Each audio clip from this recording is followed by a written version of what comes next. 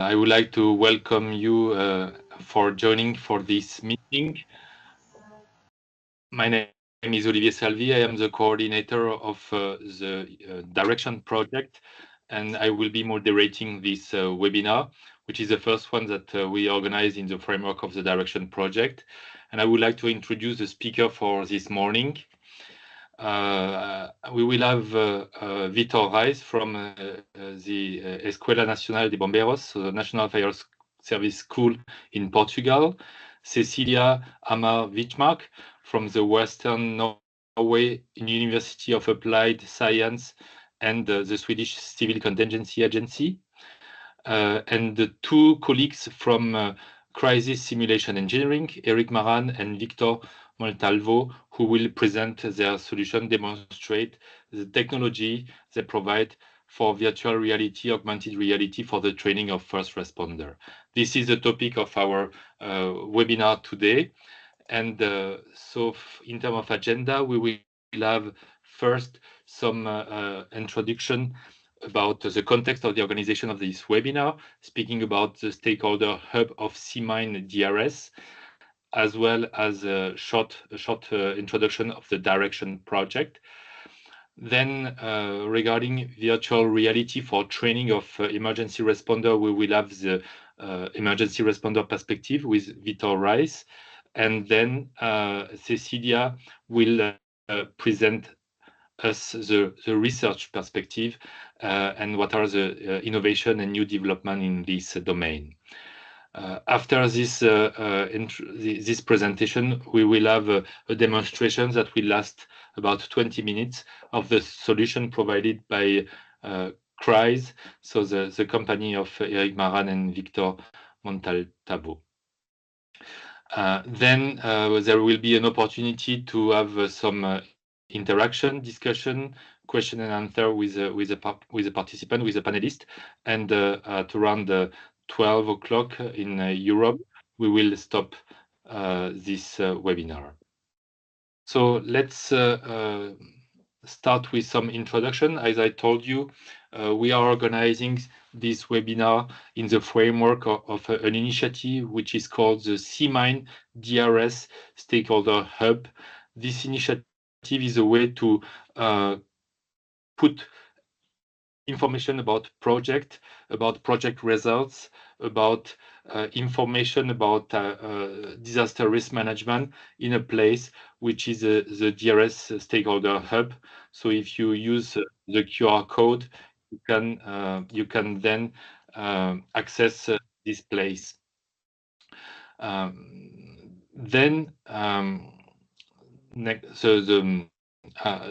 further describe the concept of the DRS stakeholder hub, this is a place where the projects that are working in the field of DRS, Disaster Resilient Society, where they can provide their legacy on a single portal, a single web page, where you will be able to find information even after several years after the end of the project. But it's also during the lifetime of the project, it's very useful to have this one-stop shop where you can have all information you need about the ongoing research in the field of disaster risk management. So this is, I invite you to visit this website and find relevant information for you and for your activity. Let's continue with a short introduction of the Direction project. So this is a network, so-called Disaster Resilience Knowledge Network, which objective is to promote innovation, technology uptake, and to stimulate the cooperation between different stakeholders involved in the development of innovative technology. In the project, we are working on the identification of needs, identification of gaps expressed by emergency responders. Then we are doing some screening of this of potential solutions that answer the needs of the responders. And finally, if there is no solution available, we recommend some future development and work closely with the European Commission for this purpose.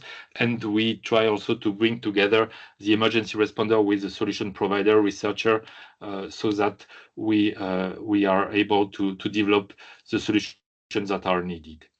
So this is in a nutshell what I can say about the Direction project. I invite you also to visit the web page, and at the end of the project we will have a set of procedures, a set of tools that help for the identification of gaps, identification of solution and assessment of solution, as well as dynamic network with the exchange of information.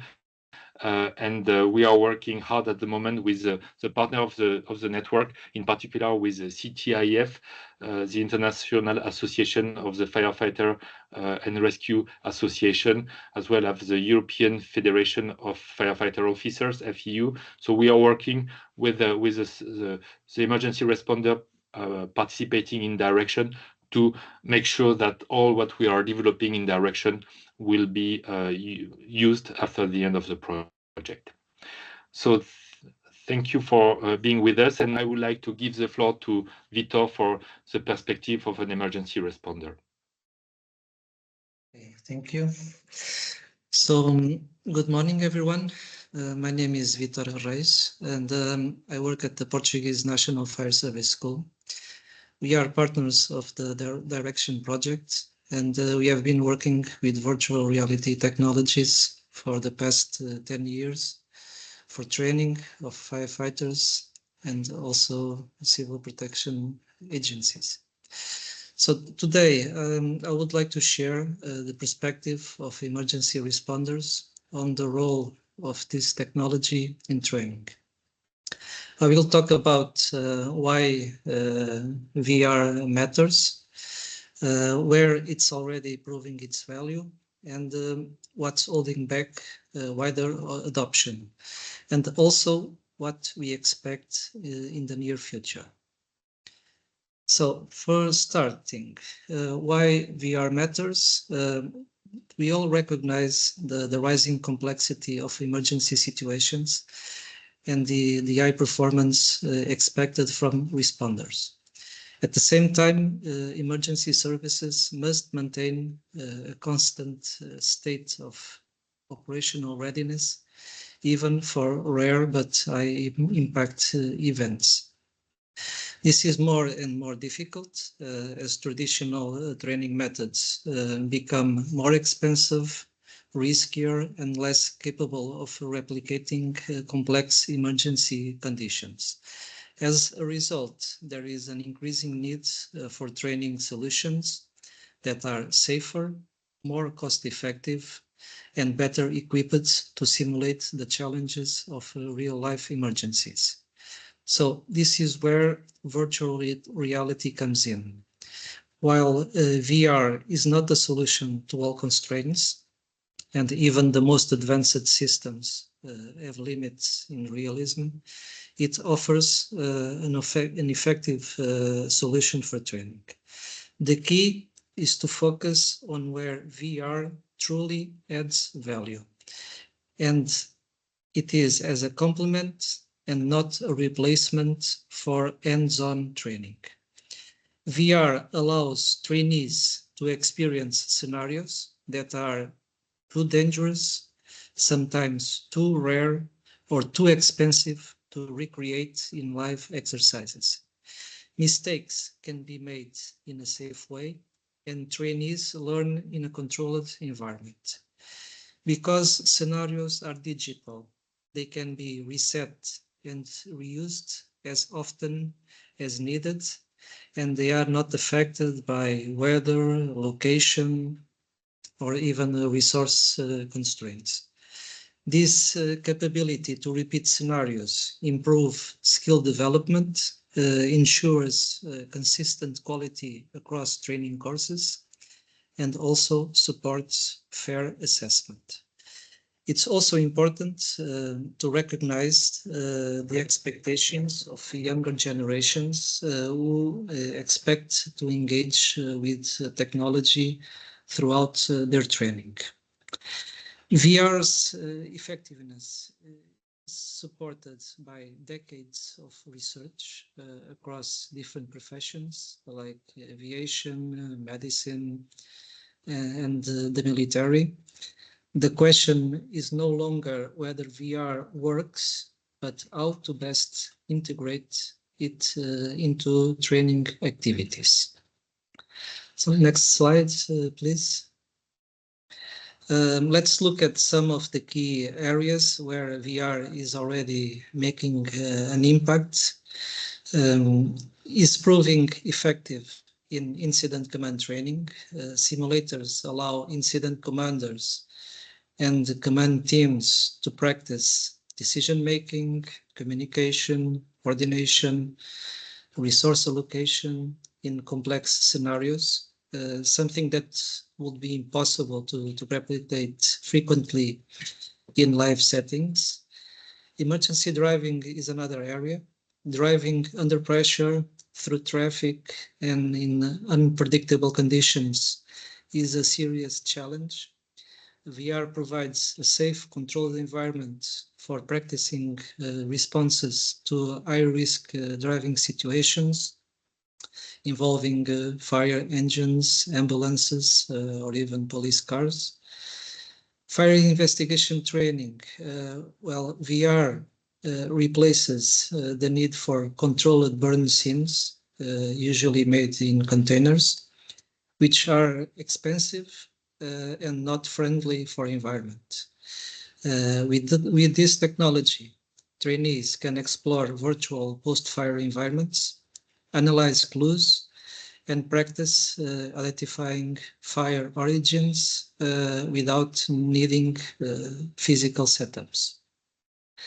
VR also supports medical emergency training, particularly for mass casualty incidents. Trainees can assess multiple virtual patients, make triage, and make treatment decisions in dynamic conditions. These examples show how VR can reinforce training across emergency services. And that's just part of the picture. VR for firefighter skills training has also grown thanks to new immersive systems that integrate not only visuals and audio, but also haptic feedback. Next slide, please. So what's holding back wider adoption among emergency responders organizations? Well, a key challenge is organizational resistance to change. Some services and training organizations are unsure whether VR fits into their current training programs or even question its value. Others simply prefer traditional training methods. Practical barriers also exist. Lack of infrastructure, limited funding, and insufficient technical capacity can also slow or prevent technology adoption. Overcoming these barriers means to have a clear understanding of the training needs and align VR with organizational goals. It requires integrating VR into the broader training strategy, selecting appropriate solutions that meet operational requirements, and also involving instructors in the process. Do not forget that human resources also play an important role. Instructors must be trained to operate the system if that responsibility is assigned to them, or organizations must allocate technical staff to run it. Instructors also need skills in facilitation and debriefing to lead the VR sessions effectively. Some platforms may also require content developers to build or adapt existing scenarios. An advanced VR system is not a plug-and-play solution. It usually requires dedicated staff to operate it. Cost is another major consideration. VR systems require investment in powerful computers, big screens, headsets, and software licenses. However, while the upfront cost can be significant, organizations should also consider the long-term benefits. VR can reduce recurring expenses by minimizing the use of consumable materials. It can cut travel costs and limiting the needs to take equipment out of service for the live exercises. And once implemented, it offers a scalable and a reusable solution, making it possible to train larger groups more efficiently and at a lower cost over time. Next slide, please. But these challenges are also opportunities, and lower cost and easier to use system. We believe that will help smaller organizations to adopt VR. Technology providers have to think about having flexible licensing plans, for instance.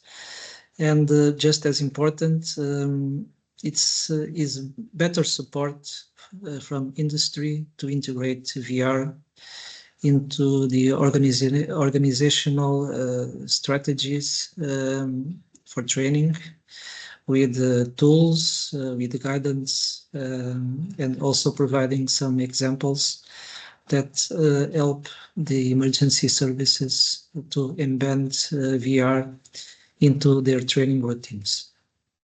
Looking ahead, VR industry should also focus on developing geo-referenced environments, simulations based on real-world locations can improve realism and allow trainees to practice in familiar areas, improving preparedness for specific risks, local risks, and also for the emergency response plans. AI integration is also something that we are looking for to enhance adaptability and making more scenarios more responsive to trainees' decisions, and also to provide some real-time feedback. It's not a matter of replacing the instructors, it's helping them to make their job. We also see great potential in adding predictive modeling tools, which are already used to simulate, for example, fire behavior in structural and forest fires, integrate them into VR systems, because these tools can improve accuracy and help trainees prepare for the dynamic nature of real emergencies. So we believe that these innovations can make VR training more realistic and also more responsive. And for concluding, my final words are, well, virtual reality is a fundamental part of training in the present, and we believe its role is set to grow in the future. It is not a replacement for traditional methods, traditional training methods, but a powerful complement that makes training safer, more effective, and more accessible. Thank you for your attention, and I look forward to your questions and the discussion ahead. Thank you so much, Vitor. I think it was very informative to have this global view of in your school with some long experience on this technology. So thank you so much. And yes, I'm sure there will be a lot of questions during the Q&A session that will be after the presentation by Chris.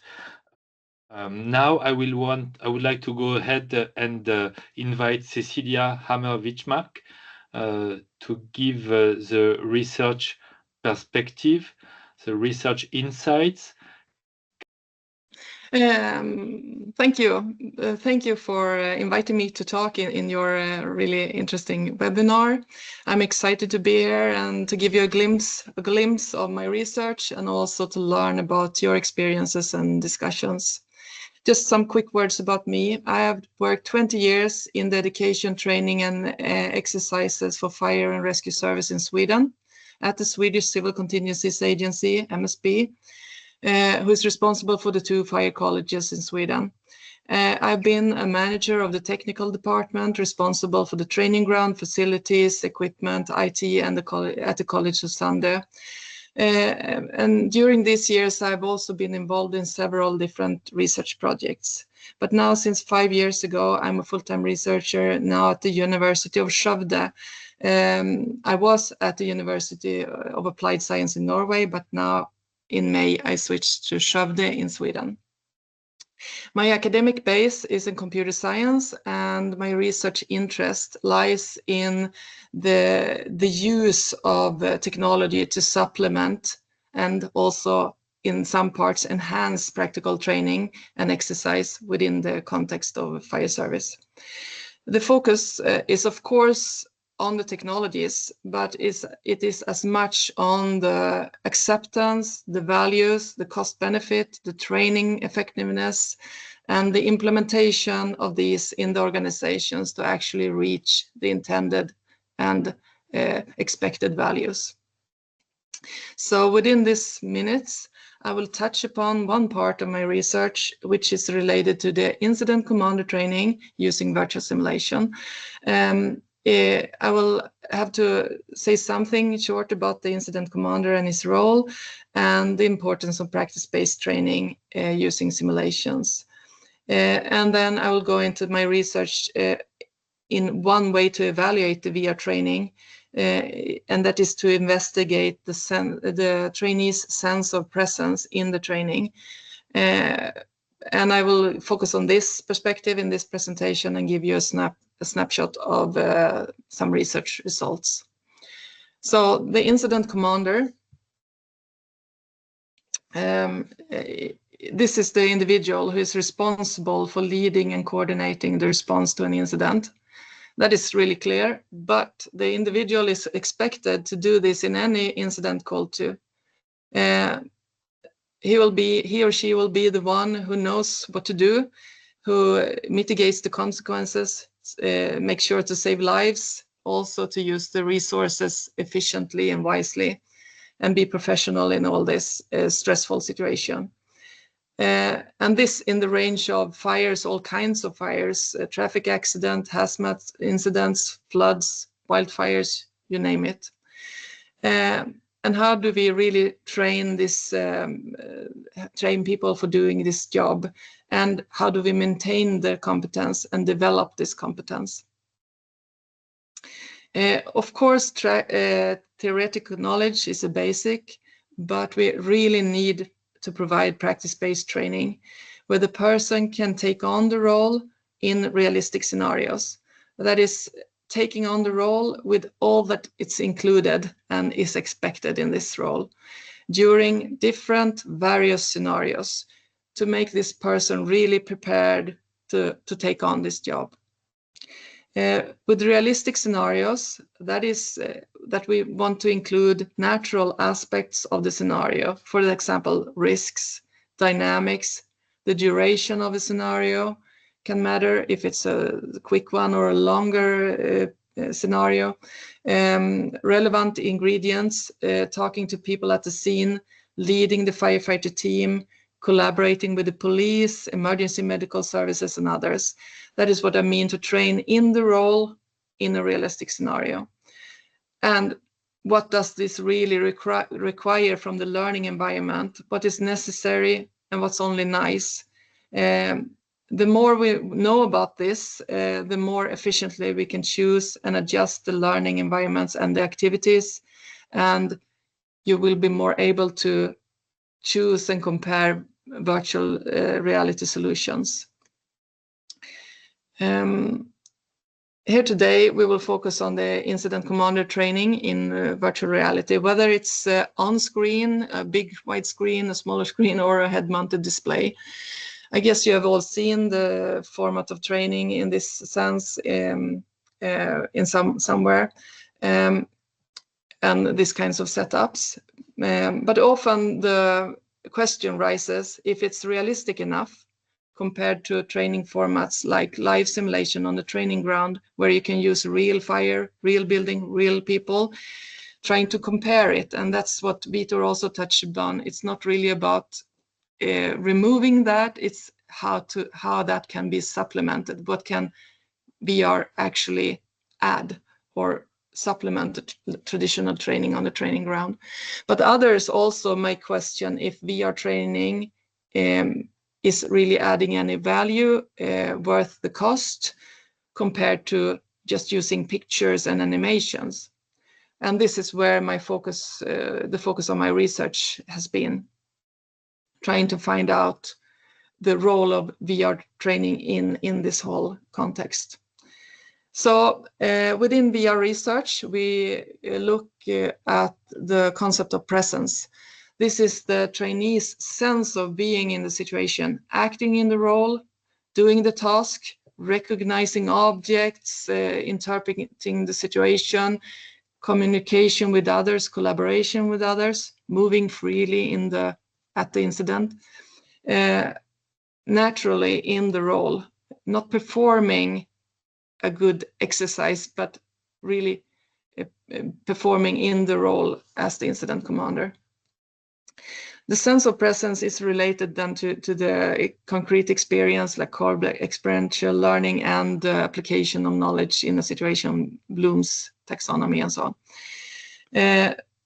But the presence here can be measured in a systematic way, evaluated by questionnaires, observations, and interviews. And we have developed a battery of questionnaires and observation tool for doing this. And it's all about the experience of being there, the experienced realism, compared to in simulator training, for example, flight simulators. You look at the fidelity of the simulation and the exact graphical representations. This is more about the experience of it.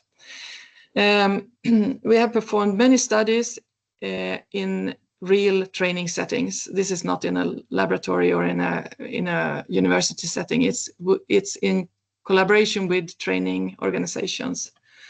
We have looked at what contributes to presence and what hinders and limit presence at the trainee perspective. And this has to do with the graphics, 3D representations, audio screens, whatever. The presence experienced in relation to live simulation and in relation to real incident situations. In the end, this is a matter of training effectiveness, how to reach the learning goals, and the cost. Where should you put your money when you choose the VR technologies? And some results. For sure, as Vitor said, it's not a question of using VR or not. It's here to stay. The willingness to train more in virtual simulation is above 95%. And that is compared in relation to other training formats. They want more virtual simulation training.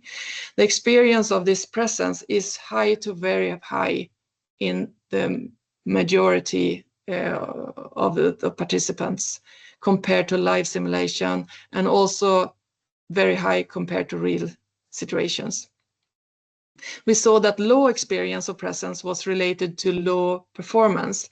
That is, the individuals that was most insecure in their incident commander role and had least experience previously, they also experienced low presence. But they were also the ones that performed lowest in other training formats. The majority found that they could move freely and perform their tasks as they wanted in the virtual environment, but 7% had issues with learning how to use the game control or moving. But this was also connected to the insecure ones. But at the same time, these insecure ones are the ones that need the most training. So here we have something that we can focus on to put some extra effort into how to teach them how to use the simulation training, but also maybe enhance the input controls. About the realism of the fire smoke representation, the behavior, and the realism of the avatars, their movement and interaction.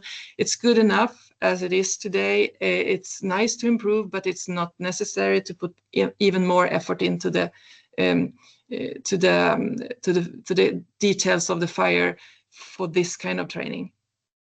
And we had some really interesting comments. But I don't know the time, but if I just can make some short recommendations here, is that from this research, we can see that focus on the learning objectives, the learning activity, and what do this require from the technology? What is it required that the student can do, see, act, and what does that require the technology to do? And explain this to the technology providers, because they cannot know. Not the other way around. If you look out the window and look at all the technologies out there, you can easily drown, and you can find so many fancy technologies, but then you have to put a lot of work in how can this be used within your organization. If you know more about what you're really looking for, then it's going to be easier.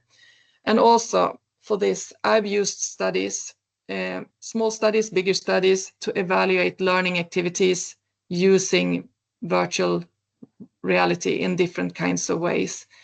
And in each perspective, this is a step in the implementation to try out, design the training in connection to your learning objectives, and try it out within your organization. This can be done in a project, and it doesn't require you to purchase any technology at first. You can just hire it, hopefully often, and then you can conclude what you really need and what values this adds. This is a pedagogic step within the organization. It helps implementation, and it also helps the motivation of the investment. And I think I have run out of time. Yes, thank you, Cecilia, for your very enthusiastic presentation. We see really that this brings a lot of added value for the training of the officer, and to have a diversity of solution, a diversity of situation. I mean, this is very powerful. You have some in the chat. There are, or in the Q&A section, there are some questions for you. We will take after the end of the presentation from Risques. So now I would like to move to the presentation by Eric and Victor about the solution provided by Risques. So I suggest you start sharing your screen. So I'm Eric Maran. I'm the CTO of Risques. Okay. Risques is a company that's been created back in the end of the 90s. Just to answer a few points that's been raised by Victor and Cecilia, we adopted VR back in the late 90s. We started working with VR because we thought, and it's proved to be right, that it enables to improve soft skills and to share these skills with participants. It increases learning effectiveness and retention rate. it allows a high level of emotional connection to the content and to the team that we are working with in VR. It allows to develop more confidence in what is being taught. And this is very important, that the trainees are experiencing more confidence when they are living a training. It creates less distraction and more focus than live exercises. And most of all, no injuries. It has to be kept low cost, of course. No fire equipment wearing, toxic exposure or pollutions. And these are the main points of using VR from our point of view, and that will be used as a screen for future and technology expectations, as Victor has pointed out. So, as you know all, wildfire is a large operation that involves ground teams, air teams, coordination, commandment, working all together. Back in the late 90s, Valabre, French National Risk Academy, had difficulties to train officers to wildfire because of the difficulty to establish a pedagogic frame around a complex operation. At the time, commandment training in Valabre was only theoretical.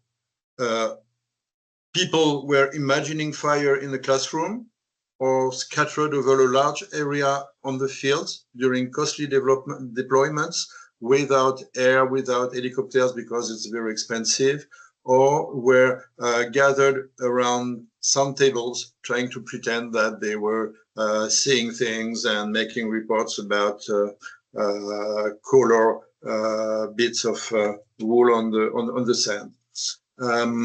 So we started working with Valabre for 2 years, and we designed a tool that enabled to train all levels of commandment together, from the crew officer, from the crew leader, up to the incident command post, and even strategic level if needed. CRIS originated from GIS software development. So we were, back in the 90s, able to reproduce large environments in 3D and represent operational information on this 3D, because 3D allows the level of understanding that is needed to understand a situation, a tactical situation, and hence enhance situational awareness for everybody, even for people that are not fire officers like the mayor, like other people that may be taking part into the incident management. So this is, I'm sorry for the sound, hope it doesn't pollute. So here we have an example of the tool that we developed. As you can see, people are driving their trucks. What's important here is that the environment has been created by the user. It's completely geo-referenced because it's been created from geographic information system, and designed by the user because we think it's very important that the user is able to manage completely all his pedagogic assets. So it's a network application where everybody participates to handle an incident, here a wildfire, under the control of an instructor. So here's the instructor. He defines the weather conditions. He defines the starting point for the fire, and then the fire evolves 3D. There's a predictive simulation of the wildfire, and it's a pedagogic one. It's not an university one, or university tends to need very highly detailed database, and operational models tend to integrate time and space to predict the future. In our case, we want a real fire in real time, taking into account the actions that will be led by the trainees on the fire. Okay, you can see that he's using his map, a classic map, because the map is the origin, the cartography, the origin of the reconstituted area. So everything is your reference, everything is real. Sorry, I just stopped the film, so I'm starting back because I still had things to say. Sorry for this. So you see the model reconstructed by the user. You see the fire propagating, you see the group in actions, and I can't go faster because I don't have the video control. So we see again the instructor, sorry for that. And then we'll go to the ground crews. Yes, the crew commander are experiencing the situation from their own point of view, and they are proactively seeking the point of view they want. They are choosing the equipment. Here in wildfire, it's not the case, but in industrial environment or whatever, they will be able to choose their PPI, their protective equipment, measures, sensors, whatever. You see that he's using his map, and you see that using 2 radios to communicate with up and down channels of commandments. So in an exercise, you may have helicopters involved. Helicopters can participate to the fight. They can extract victims and offer a lift to the commander, or air attack too. It's important to know that in Valabre, in the case of Valabre, the pilots are instructors. They are here to practice air-ground coordination and air-ground and safety rules when that is involved in air-ground operations. Okay, all this to the benefit of the incident command post. So the incident command post is not using any fancy 3D environment. It's only using its usual tools. You receive inputs and information from different crews on the ground, different people on the ground, from the air, from the phone, well, like it happens in every operation, have to consolidate an idea of the situational awareness as a team, because each one has an idea at the beginning, but at the end they need to process this as a team. Then elaborate strategies, do anticipation, elaborate strategies, and give missions to the ground teams or air teams. So we are reproducing a commandment loop where the incident command post is looking for information, is giving missions, and the ground teams are providing this information to the incident command post, and we have this loop created. So that's one of the interesting points.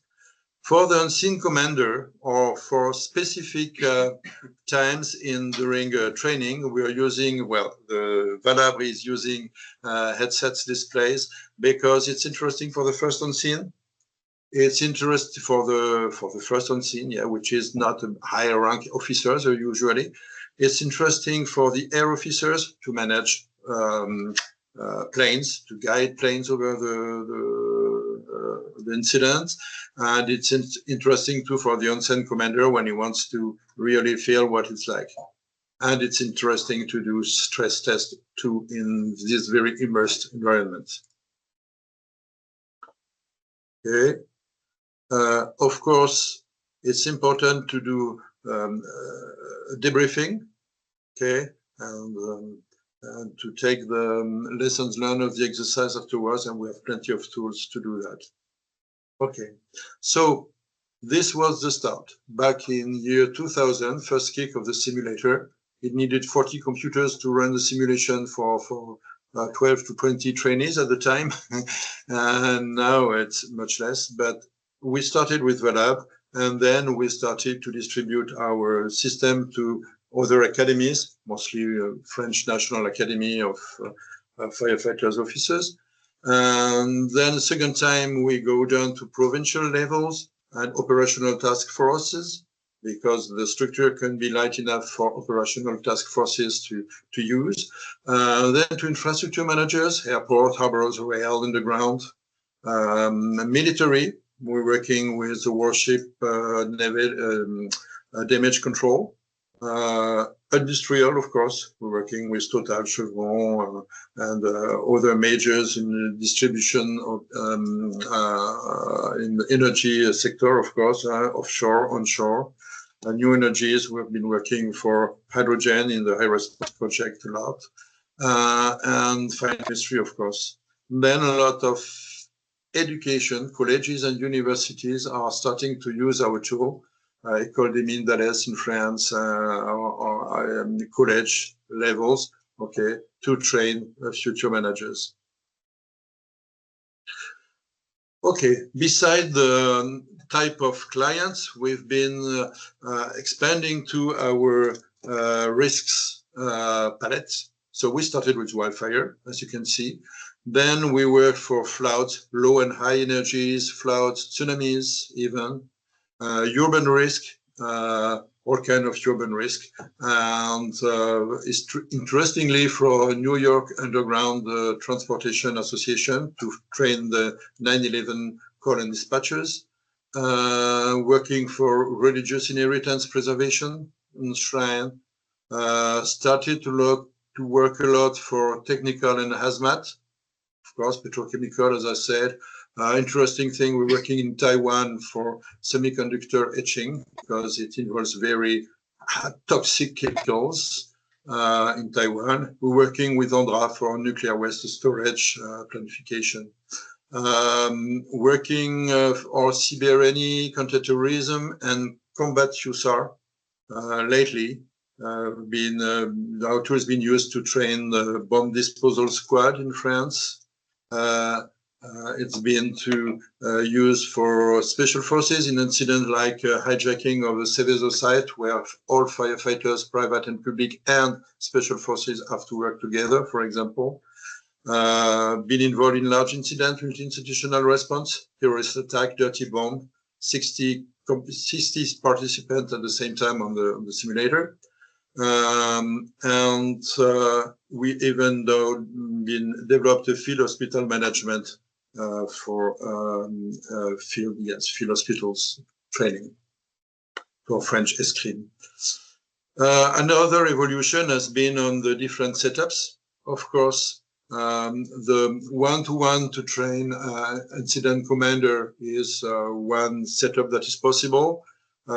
Individual training, solo use is to training. We'll see some example afterwards. Classroom tabletop training is another use of the tool. It's very interesting to have a tabletop where we can propose and do errors and go back to see what happens when you make an error and go back to the previous situation. Full-scale training, as we've seen with Valabre, including multi-institutional training, and all this can be on static installations, or can be done on mobile training, distance training, multi-site training with the application also in the cloud. So here it becomes really training on demand, since it's always available on the cloud and there's no specific investment to keeping things up. Here we've got an example of a 360 pictures used for solo training. Here the user can freely move from bubble to bubble, can take first actions, choose his protective equipment, and perform immediate reaction to an incident. So this is easy. This is an incident commander training on a farm environment. Always the environment is done by the client.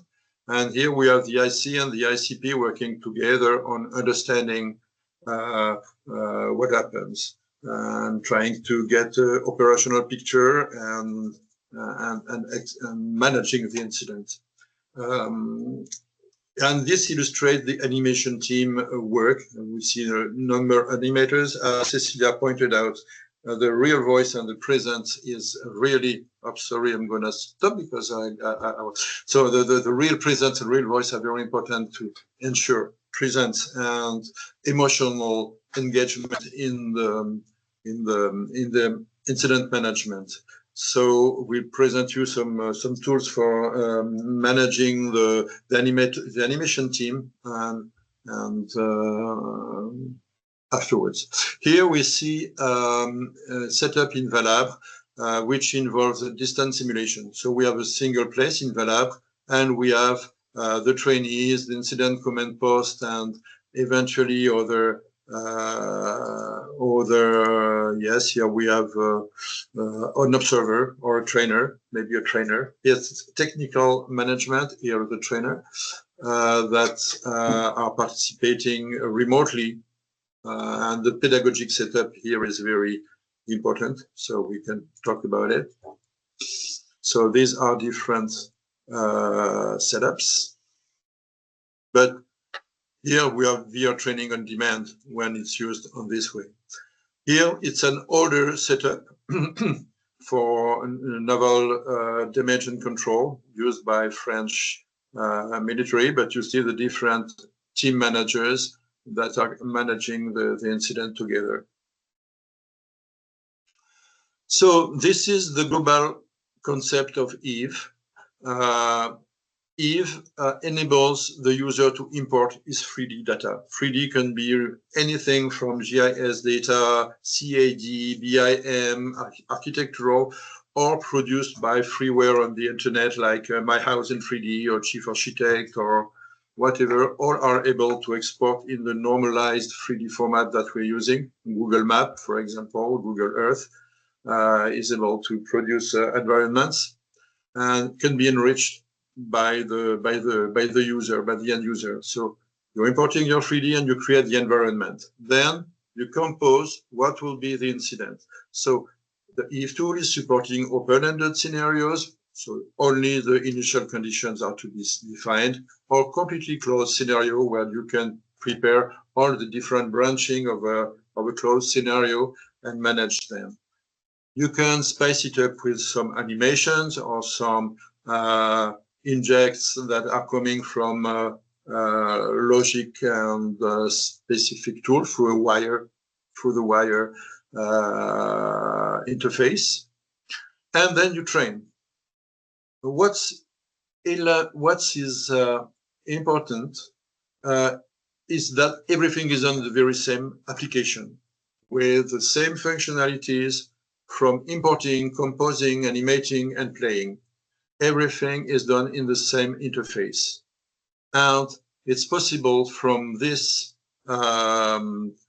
scenario creation to elaborate. So on the lower left, on the image on the lower left is the petrochemical guy managing a training simply with a push button interface.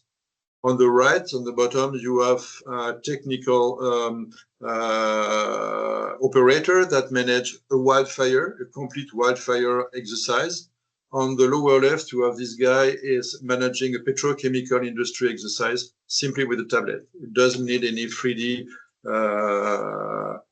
expertise to do the training. Okay, so this is the kind of tool we are making available to our clients to lower the usability cost of the VR, because it's very important to lower the cost.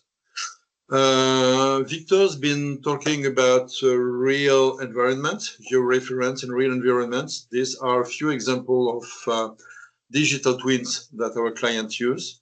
This is the IRI building of Marseille. It's been designed for BIM data, which is architecture produced. Lots of floors, including an underground computing center, shops, and even a disco on the first floor, rooftop with restaurants. Okay, fully workable with smoke ventilation and fire equipment. This is Chambéry in the Alps. It's a city center. It's a medieval city center. It's a dreadful area for firefighters. They fear an incident or a collapse, a structural collapse of this place, because it's very complex. You can only enter through small corridors, and it's a walled city center that is designed like this. So we reproduce all the city center. All apartments are accessible. All windows and doors functioning, ready to burn or crumble if earthquake. This is a Paris suburban area, reproduced from available data in the firefighter centers, and you can see it can be night, can be day, and it's ready for any kind of exercise you want to compose in this environment. Okay, I think I eat up of all my time, so Oliver didn't cut too much, so I will. Yes. I will stop here. I got plenty of other things to say or to share, but I will stop here. I think the mission is accomplished, and I would like to thank you, Eric, and with your colleague Victor and the team of CRISE to share this experience and to show the diversity of situation that reality can offer. So I think it was very informative for all of us, for all participants, to better understand how it works. What is also very interesting to see is you can have different level of training and different organizations. So solo training or up to mobile training, and with people located in different places. So it's very useful to see that it is very flexible.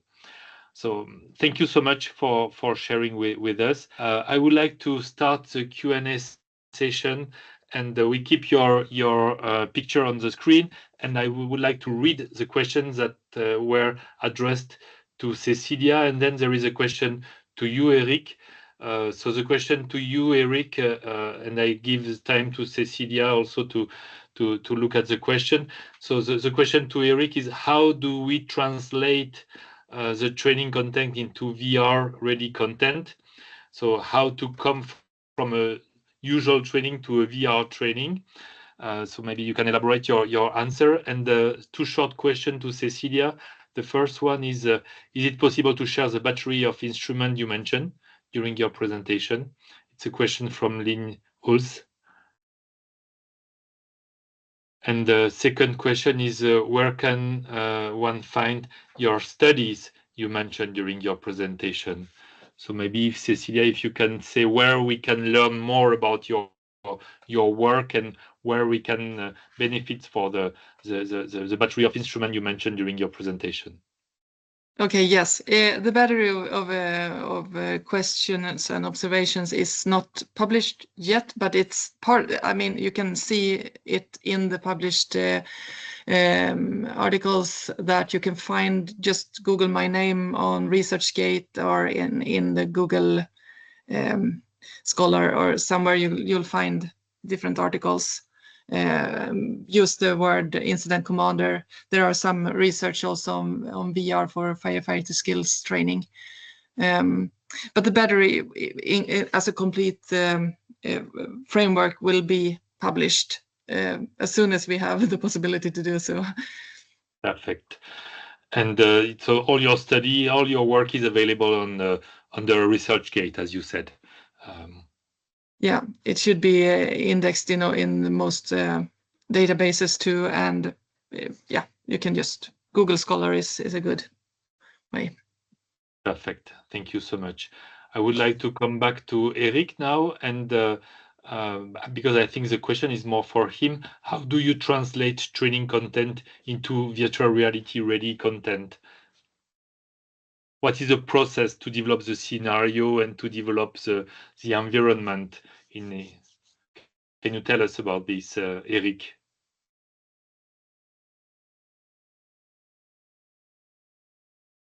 Not sure Eric is with us still. So if Eric is not with us, maybe Vitor, with your experience as working in the academy of firefighter in Portugal, what was the process? How long it takes, and is it a big effort, or you are accompanied by the technology supplier, by the solution provider? How it works? Okay, I can talk about our experience. So you can adapt the practical exercises that you are already using in your training to a VR simulation. Simulations have a similar structure, but of course you have to define the objectives, create the incident scenario, populate it, put resources, and define the events and the injects that you are going to use, and put them into an exercise timeline. So you can manage the simulation during the execution. You can also combine this with, for instance, role playing, which is something that we already use. So basically, first you define in your training the practical exercises, and then with some support, and the effort will depend, of course, on your experience. But it's possible. And in our case, we think it's easier to put it into the simulator and then run it for the students. Thank you. So you will see the process, how it works. So I would like to repeat, because now Eric is again with us with Victor. How it works in practice from a training situation you would like to train people with, and developing the training using virtual reality or augmented reality. How it works. Well, first the scenario has to be created, like for any incident. You need to know where you want to go. Then the user gathers free information. For example, let's say that you want to do lessons learned. We have a client that only does lessons learned. Every month they are choosing a specific incident, and they are trying to elaborate a scenario corresponding to the incident. So they're using Google Earth to get, and Google Maps to get a bottom, the bottom of the situation, the ground. On this ground, we have a library of buildings, so they can start populate the 3D with buildings, and they can drape images if you want. That's the fastest and easiest way. You take pictures on the street and you're reconstituting your environment directly in the Eve product by drag and drop.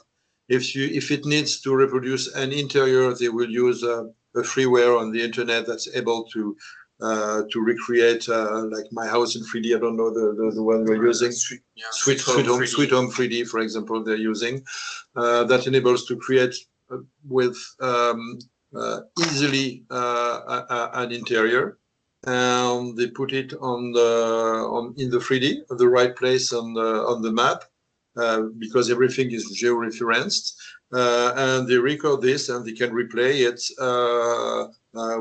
during the exercise. Of course, they have to place the incident itself, the first beginning of the incident, for example, a fire or a urban incident or a pipe leak of gas or whatever they want to train. They've been doing airport crash, they've been doing a railway incident and things like that.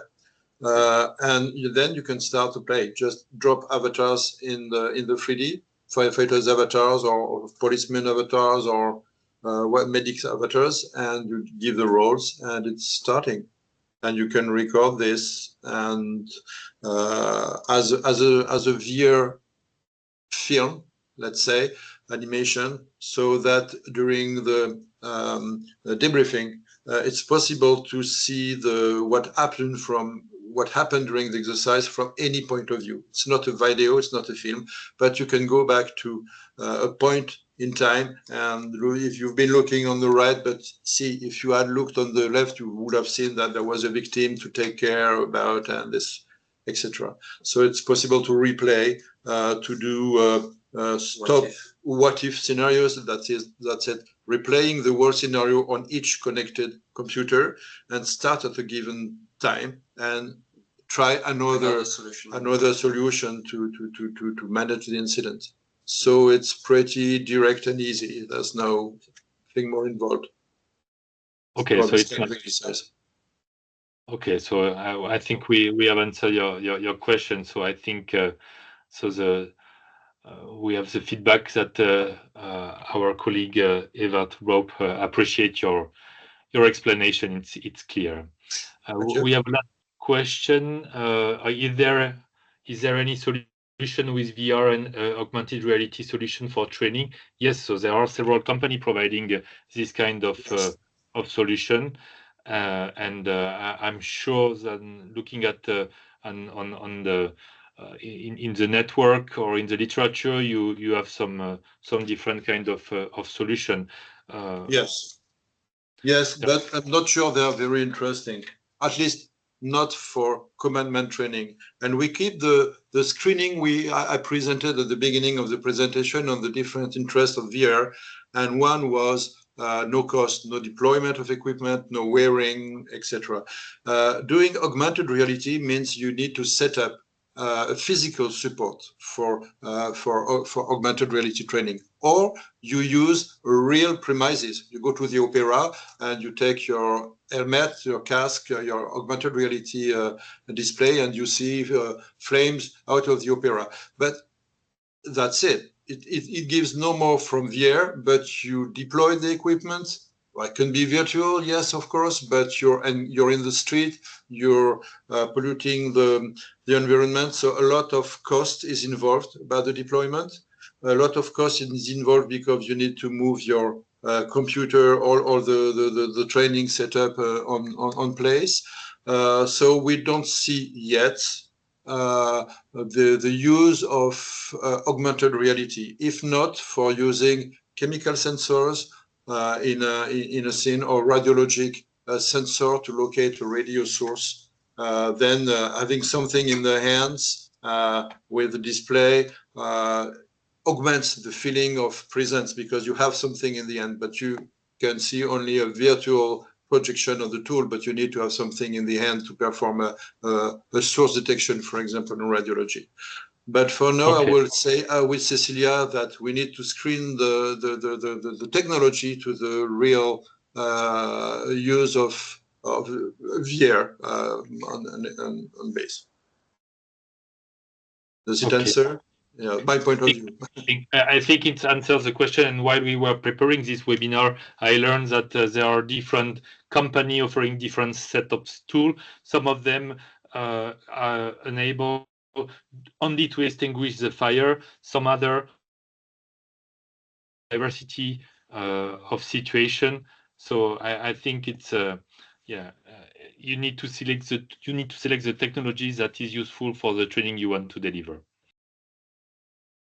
I would like first of all to thank all presenters, Vitor, Cecilia, Eric, and Victor for the preparation and your contribution on this webinar.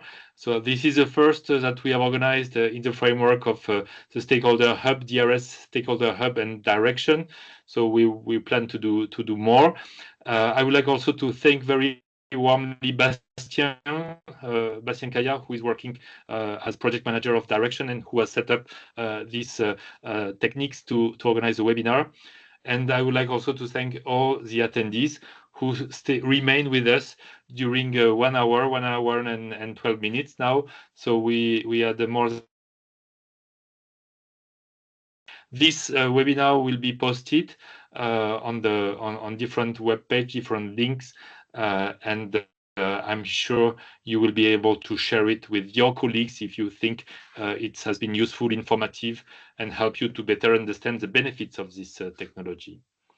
So I prepared plenty of answers for future questions, like plenty of things that I see in the future.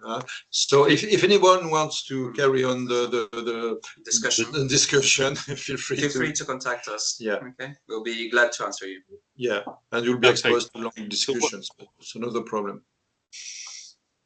What we can do also is share with the participants some information and or post on the webinar web page this information if it is useful.